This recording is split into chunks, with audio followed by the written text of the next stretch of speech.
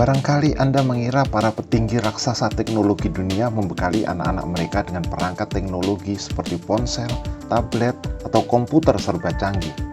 Anda mungkin juga akan menduga mereka mengirim anak ke sekolah dengan penggunaan perangkat teknologi paling modern. Ternyata tidak. Mereka justru membatasi anak-anaknya agar tidak menggunakan perangkat teknologi terlalu sering. Mengapa? Jawabannya ada di video berikut ini.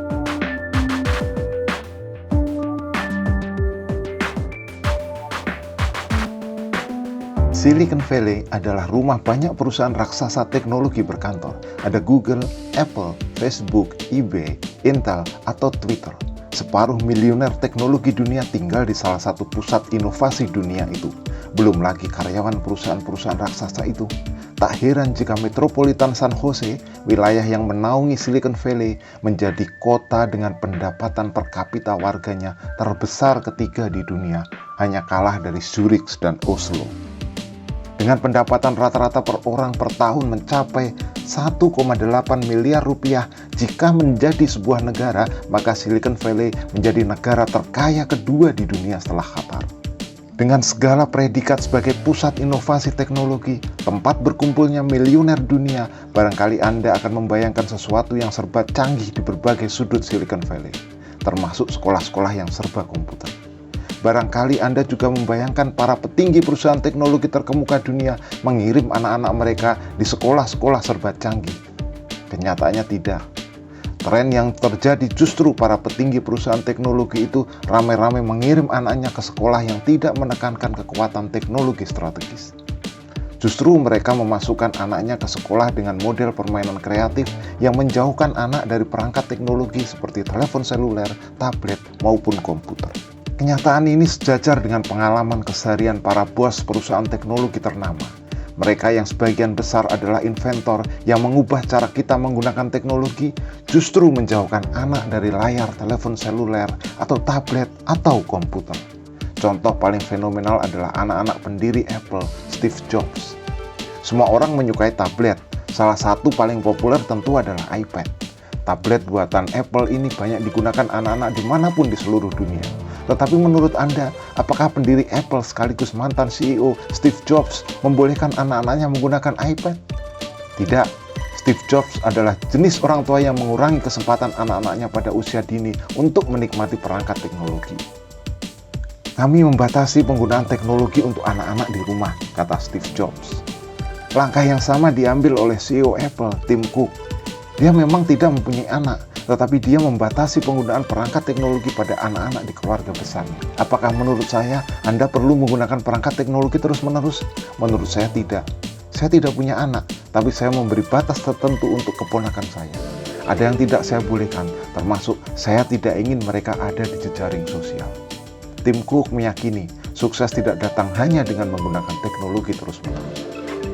Melinda Gates, istri pendiri Microsoft, dan miliarder Bill Gates memperingatkan bahaya menikmati layar ponsel dan efek buruk pada anak-anaknya. Bill Gates juga menjelaskan betapa ketat dia mengatur waktu untuk anak-anak di rumahnya dalam menikmati layar ponsel maupun tablet.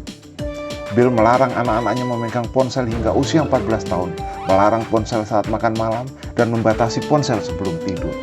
Saat ini, usia rata-rata seorang anak untuk mendapatkan ponsel pertama mereka adalah 10 tahun. Pada tahun 2007, Bill Gates, mantan CEO Microsoft, menerapkan batasan menggunakan ponsel ketika putrinya mulai tertarik dengan video game. CEO Microsoft, Satya Nadella, mengaku menjadi administrator penggunaan teknologi di rumahnya.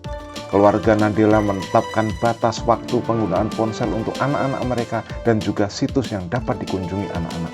Kami mendapat laporan tentang apa yang telah mereka lakukan di komputer mereka. Dan mereka semua tahu itu. Teknologi untuk hiburan selalu menjadi negosiasi di rumah kita.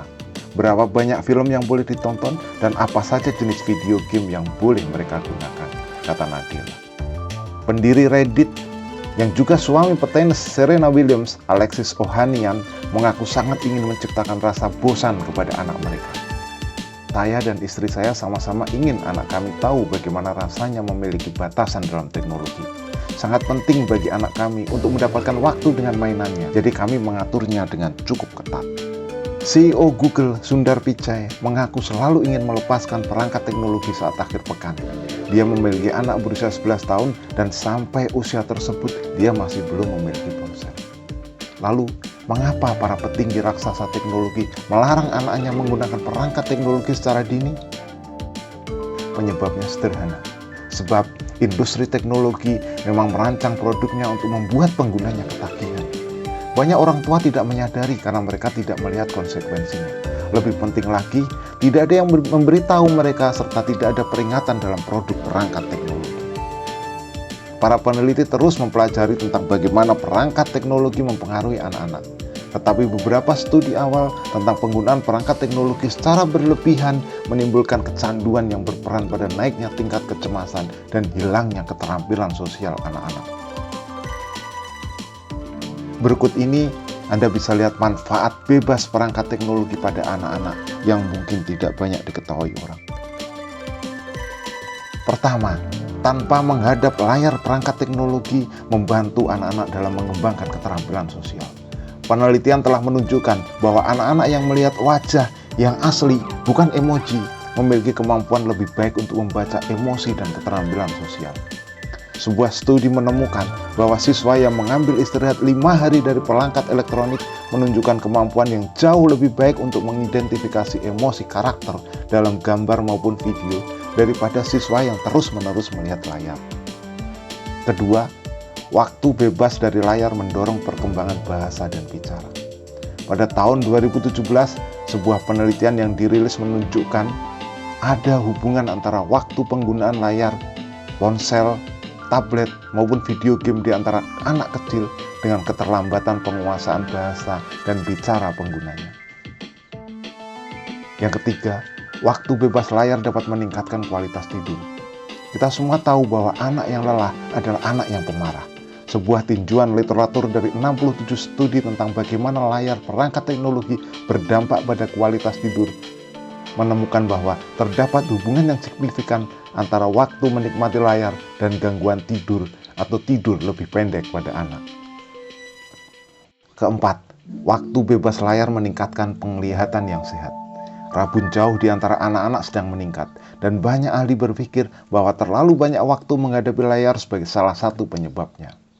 Anak-anak perlu melihat pemandangan kehidupan nyata dan mendapatkan dosis sinar matahari yang sehat untuk mata mereka.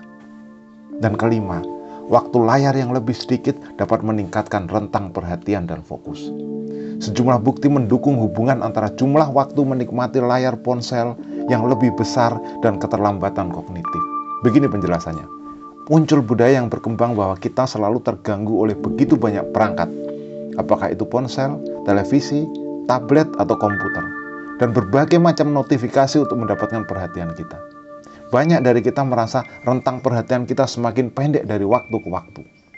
Pada sisi lain, ketika seseorang terganggu saat belajar atau di tempat kerja, dibutuhkan waktu hingga 23 menit bagi mereka untuk kembali fokus pada tugas sebelumnya. Jadi, semakin sering perhatian terganggu, semakin sering fokus itu hilang. Nah, dengan segala dampak buruk layar bagi anak-anak, masihkah Anda percaya bahwa ponsel atau tablet bisa menjadi seperti babysitter bagi anak-anak? Sebaiknya segera jauhkan perangkat teknologi dari anak.